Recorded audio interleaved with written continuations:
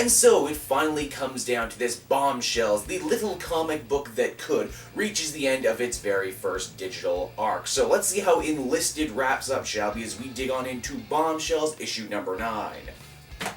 As the comic opens, we check back in with Steve Trevor, Wonder Woman, and Mera as they are making their way to Man's World. Wonder Woman is still taking a very protective, very, almost big sister role to Steve, watching over him, what with the whole shell shock he's been suffering with. In fact, Wonder Woman even has a great line in this book saying he's suffered too much war, he's taken too much of it into him.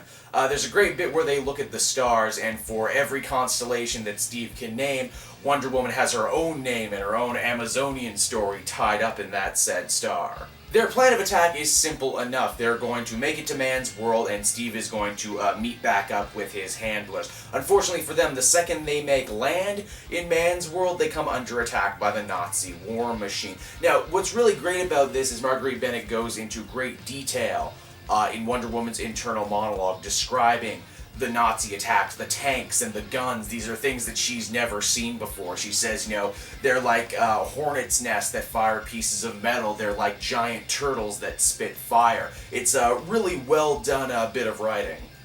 I think what's even more interesting about this is the fight itself. Wonder Woman isn't exactly married to the idea of total war just yet. Her idea is why kill the enemy when the enemy can submit to her. And after much punching, kicking, and smashing, eventually the Nazis do surrender. Ironically, during the fight, it's the Nazis that almost sort of give her the name of Wonder Woman, saying that, she is a wonder, she is this amazing thing with this amazing strength. She almost is, their Nietzschean Superman, only it's a superwoman. Well, it's not a superwoman, it's Wonder Woman is what it is. Even Mera gets in on the fight when her dolphins end up getting hurt in the crossfire. This time she skips the whole sing-song magic and just totally wrecks their day with water magic. It's freaking great. Eventually, Steve Trevor does meet up with General Sam Lane. Yeah, that's right, Sam Lane, friggin' Lois Lane's dad, is helping lead the Allies here. And when he sees the raw, unstoppable power of Wonder Woman, his first thought is, someone call up Commander Waller because we have the final piece of her Bombshells team right here. Bombshells Never Done was definitely a more action-centric book than we've seen before. There was still some good story peppered throughout there, but this was really, a chance of, after building Wonder Woman up and building her up, to kind of get to see her unleash her unstoppable power against the Nazi war machine, and I thought that was really, really cool.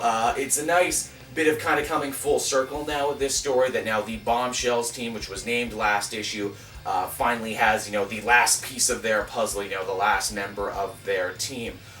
Beyond that, though, there's not a heck of a lot to talk about in this comic. Like I said, they meet the bad guys, they beat the bad guys. There's nothing wrong with simplicity, it's just I've had more to talk about in the last issues. This is a problem that, you run into reviewing stories week to week like I do. Overall, though, I give this one a very positive 7 out of 10, and definitely, now that this first arc is done, if you haven't been reading it, and I know I say this every week and I sound like a friggin' broken record, but if you haven't been reading Bombshells, now is the time to start. Now, I'm not sure if this is going to get collected in physical, but I'm pretty sure it's going to get collected in physical, so, if you have an aversion to digital comics, now is definitely the time to read it.